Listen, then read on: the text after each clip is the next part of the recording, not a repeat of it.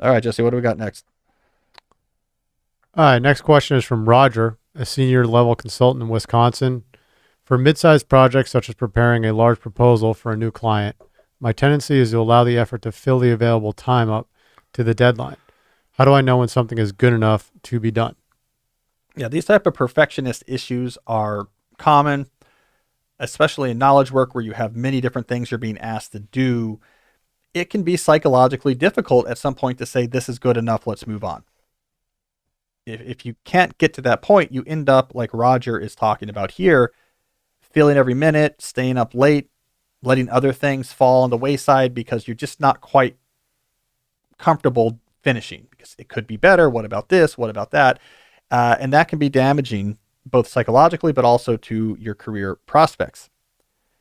So one thing I would recommend, Roger, is clearly identifying the subset of things you do in your job that are what I call needle mover activities.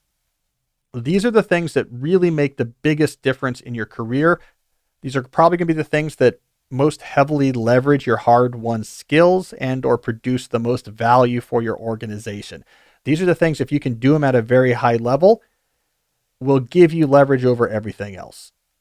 This is what we care about, right? So if you are a ad copywriter, a Mad Men type situation, it's like, how effective are the ad campaigns you're writing? Like, are they actually generating a lot of business for clients? That's the needle mover activity. If you're the developer at a startup, how crisp and robust is your code?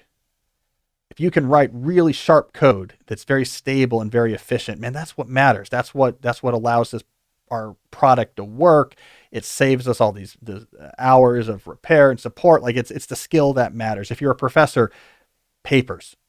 Are you writing papers that are attracting citations and are being published in top venues? These are needle mover activities. Once you clearly identify what the needle mover activities are, you can be much more comfortable with the psychological toll of saying this is good enough with everything else. So you're the ad copywriter. This is the thing that really matters. When there's a one-off thing you're asked to do, like, hey, can you get together client testimonials for our website? You're more comfortable saying, like, I'll just do a good enough job.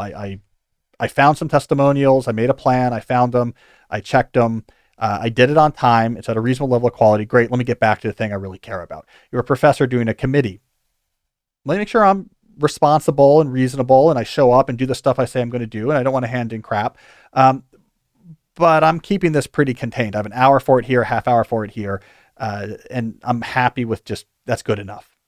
So when you know what really matters, you don't sweat so much about the stuff that doesn't matter so much.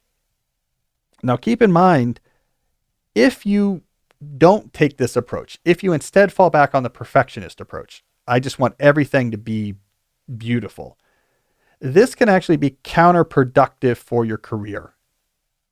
If people learn, oh, you are someone that no matter what I give them is going to do, they're going to obsess about it and it's going to be 2x better than I would do myself. If I tell them to get client testimonials, it's going to be, they're going to find all these different testimonials and go back and get them revised, and they're going to find images, and it's going to be really great for the website. I'm going to start wanting you to do more and more of these things. You will become my go-to person for these type of activities. And what you're going to find yourself then is drowning in what in the research literature they called non-promotable activities. So activities that are not directly related to the main thing you do. You're the professor who everyone wants on their committees because you really do such a good job, but now you can't do your research. And that's what ultimately matters for you keeping your job. You're the ad copywriter that everyone wants to pull onto their internal facing initiatives because they know that stuff will get done. And because of that, you're not producing the award-winning campaigns on which you could build your career. So there's a cost beyond just the psychology of, oh, my schedule is full because I can't let things go. There's a cost to your career trajectory if you're too good at too many things.